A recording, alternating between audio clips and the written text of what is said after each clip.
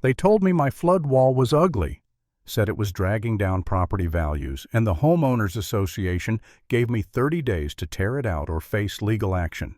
3 nights later, I watched the same people pound on my front door in the pouring rain, begging to get behind that ugly wall as brown water swallowed their living rooms. I didn't open the door right away.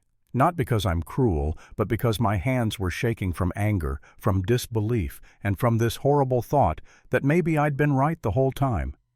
And nobody cared until it was their turn to drown. My name's Mark Reynolds, and I'm the guy neighbors love to call paranoid, until the weather app turns red and starts screaming. I'm a retired civil engineer, stormwater drainage flood control, the kind of work that makes you notice things other people don't want to see. My wife Claire and I moved into Maple Ridge Estates because it looked peaceful. Trimmed hedges, identical mailboxes, and that glossy, safe community vibe you can't put a price on. Claire had just finished a brutal stretch of medical treatments, and my one job in life was simple: keep stress out of her world, keep calm in our house. But the first time I walked our street after a light rain, I noticed the curb lines, the way the gutters funneled everything toward the creek at the end of the block. And I noticed something else: watermarks on the lower bricks of a few older homes painted over like a secret. 2 days after we moved in, I started stacking sandbags along the side gate. Nothing dramatic, just smart. I wasn't even finished when I heard heels clicking like a metronome of doom on my driveway. Tiffany Collins introduced herself with a smile that didn't reach her eyes.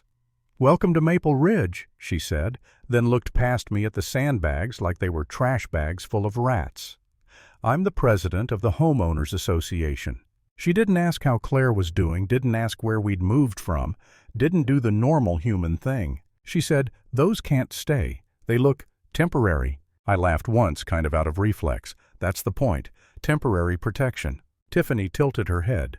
"We handle flooding concerns through official channels. You can't just decorate with disaster." "Decorate," I repeated, and I could feel my temper trying to climb out of my throat. "This neighborhood sits in a drainage path." She waved a manicured hand. "That's outdated history. Maple Ridge is modern. We pay for mitigation." That line stuck in my head: we pay for mitigation, because I'd already seen the HOA fees on our closing paperwork. The next day, I submitted a permit request to the city for a small flood barrier along my back line. Nothing crazy, just a reinforced wall a few feet high, engineered properly, tied into the ground, designed to redirect shallow flow away from the house. When the city inspector came out, he looked at my plans and nodded like he'd been waiting his whole career for someone to actually read the rules. "As long as you build it to spec," he said, "you're good." I was still writing that tiny win when Tiffany showed up again, this time with a folder, thick-tabbed, pre-printed, like my existence had been scheduled weeks ago. She handed me a violation notice. "Unapproved exterior modification," it said in bold. I pointed at the city permit in my hand. "It's approved. By the city." Tiffany smiled wider. "We are not the city." And then she delivered the punchline like she was reading a bedtime story. 30 days. Remove the structure. If you refuse, the Homeowners Association will pursue legal remedies. Behind her, 2 board members stood there like backup singers, nodding along, pretending they knew what legal remedies meant. Claire stepped into the doorway, pale, wrapped in a cardigan, her eyes tired but sharp. Tiffany glanced at her and then glanced away like sickness was contagious through eye contact. Claire said softly, "Mark's trying to keep us safe." Tiffany replied, "Safety is important, so is compliance." And just like that, it wasn't about water, it was about control. That night, after Claire fell asleep, I sat at the kitchen table with my laptop and started digging, because when someone tells you confidently that they handle mitigation, you either take their word for it or you check the receipts. Maple Ridge's HOA documents were public enough if you knew where to look. Budgets, meeting minutes, reserve studies, boring stuff for most people. For me, it was bedtime reading. I found a line item labeled Flood Protection Fee. Every homeowner paid it, every month. And the spending on actual flood protection, zero. Not low, not reallocated, zero. That money had been swallowed by vague categories like landscaping enhancement, administrative services, and my personal favorite, community image initiatives. I stared at the numbers until my eyes hurt, then opened a new tab and searched old county flood records. Maple Ridge had flooded before, not once, not a rare event, multiple times. I woke Claire up gently. "Hey, I think something's off." She blinked, trying to surface from sleep. "With the HOA, with the money," I said. "They've been collecting for flood protection and not spending it. Like it all." Claire's face tightened. "So where did it go?" I didn't answer because saying it out loud made it real. The next 2 weeks were a slow, ugly grind. I built the wall exactly to spec rebar footing, drainage, weeps, everything. I didn't rush, but I didn't stall either. And every few days, Tiffany found a new reason to appear on my property, like a glitch in the simulation. One morning, she brought printed photos of my half-finished wall to my doorstep like evidence in a trial. "It looks like a bunker," she said. "It looks like concrete," I said. "It looks hostile," she corrected. And there it was, the truth. I wasn't building a wall to stop water. I was building something they couldn't command. Then the smear campaign started because people like Tiffany don't just lose, they rewrite the story until they're the victim. Neighbors stopped waving. Someone left an anonymous note in our mailbox. "You're making it worse." Another note showed up 2 days later. "Your wife deserves better." Claire found that one. She didn't cry, not right away. She just stared at it like it was written in a language she didn't recognize. That night she told me a woman at her support group had pulled her aside and whispered, "Be careful. I heard Mark has issues." Issues, like my concern for flood maps was a personality defect. I sat in the dark living room after Claire went to bed, listening to the refrigerator hum, and for the first time in a long time, I questioned myself. Not the engineering, I knew the math, but the cost. I looked at Claire's medications lined up neatly on the counter, and I thought, what am I doing? Am I dragging her into a war she didn't ask for? I could feel the temptation to quit, like a warm blanket tear down the wall. Apologize, keep our heads down, let Tiffany win, and maybe the neighborhood would stop trying to poison our life. And then I pictured Claire trapped in a flooded house trying to climb onto a kitchen counter while I stood outside thinking at least the HOA likes us. That image made my stomach turn. The next day I got a knock on the door, not heels, not attitude. Just soft, hesitant tapping. June Park stood there holding a folded piece of paper. She was in her late 60s, hair silver, posture straight, the kind of neighbor who watches everything without announcing it. "They didn't give you this," she said, and handed me a meeting notice for the HOA board, a special session about emergency community standards. My name was on it, my address too. Claire read it over my shoulder. "They tried to hide this from us." June lowered her voice. "I lived here during the last big flood. They'll pretend it never happened, but I remember the smell. I remember the sound." She looked at my wall. "Don't let them scare you." That afternoon, my old friend Eric Martinez came by. He's a structural engineer who can smell bad design like a bloodhound. I asked him to walk the neighborhood with me. He crouched by storm drains, followed grading lines, checked the outflow toward the creek. Then he stood up and said, "Mark, this drainage is wrong." "What do you mean wrong?" "I mean it's set up to push water right through the center blocks. It's like they optimized it for landscaping, not survival." That night I went deeper. I pulled the HOA's vendor contracts, and I found something that made my skin go cold, an insurance arrangement tied to a company connected to Tiffany's husband. And buried in the policy documents was a clause that basically said if flooding is a known issue in the area, coverage can be denied. So Maple Ridge paid a flood protection fee that didn't protect anyone, and relied on insurance that could legally refuse to pay when the water came. It wasn't incompetence. It was a setup. The HOA meeting was held in the community clubhouse. Bright lights, fake plants, rows of folding chairs like a court where the jury had already been picked. Tiffany sat at the front table like a queen tapping a pen. "This community requires uniformity," she announced.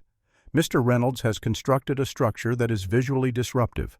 Then she projected a photo of my wall on a screen zoomed in like it was a crime scene. "This is not Maple Ridge," she said. I stood up slowly because I wanted my voice steady when I said it.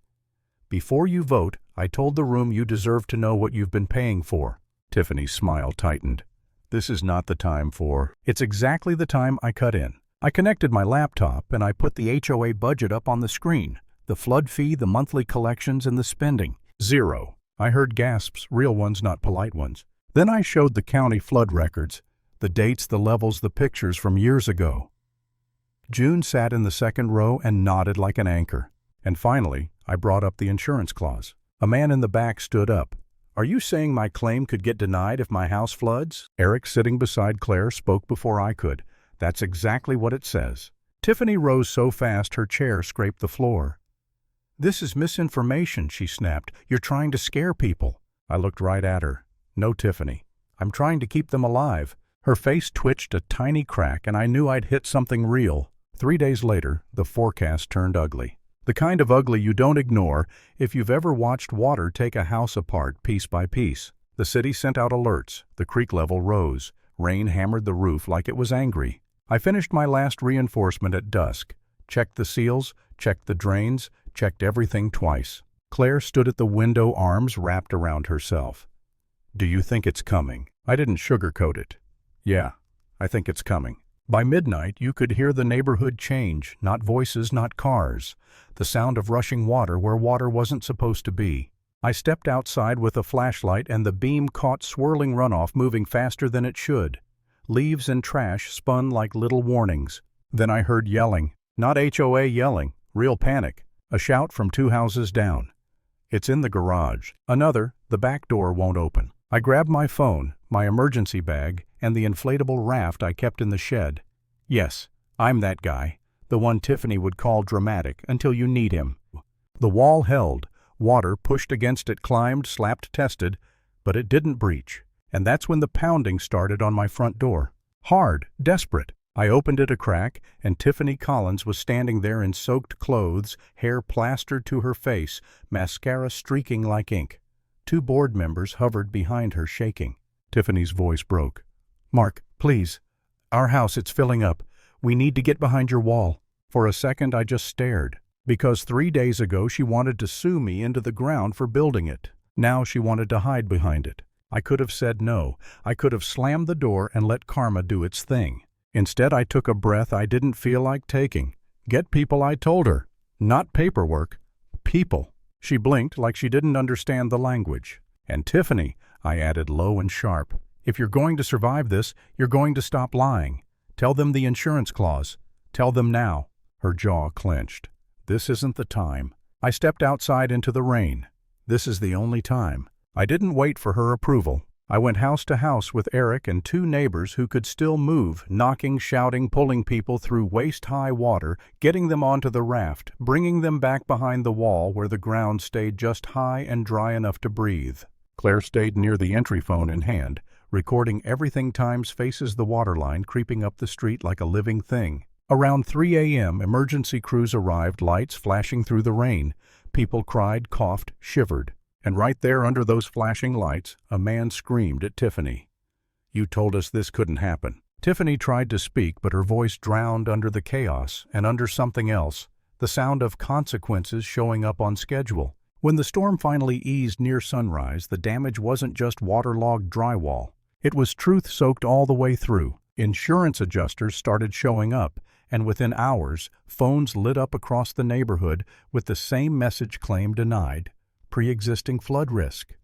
Exclusion clause. People stood in their ruined kitchens staring at their screens like they'd been punched. And Tiffany went silent. That afternoon, as the last of the floodwater drained away, 2 investigators walked up my driveway with badges clipped to their jackets. One of them asked Mark Reynolds. "Yes." "We're with the county," he said, and he nodded toward the clubhouse where Tiffany had ruled like a dictator. "We're looking into reports of diverted HOA funds and possible insurance fraud." Tiffany came stumbling out of the clubhouse, eyes wild, still smelling like wet carpet and panic. She saw the badges and froze. The investigator read from a paper, calm, precise, about interference with community notices, misuse of collected fees, conflicts of interest, and fraud. Tiffany tried to lift her chin. "I want a lawyer." The handcuffs clicked shut before her pride finished the sentence. She looked at me one last time, and for a moment she didn't look like a queen or a Karen or a tyrant. She looked like someone who bet her whole identity on power and lost. I didn't smile. I didn't speak. I just stood behind the flood wall. She hated listening to the metal click echo in the damp air, knowing the thing that finally got torn down wasn't my ugly wall. It was her control. Lesson. When someone laughs at your safety plan, double-check their paperwork, because the storm always arrives eventually.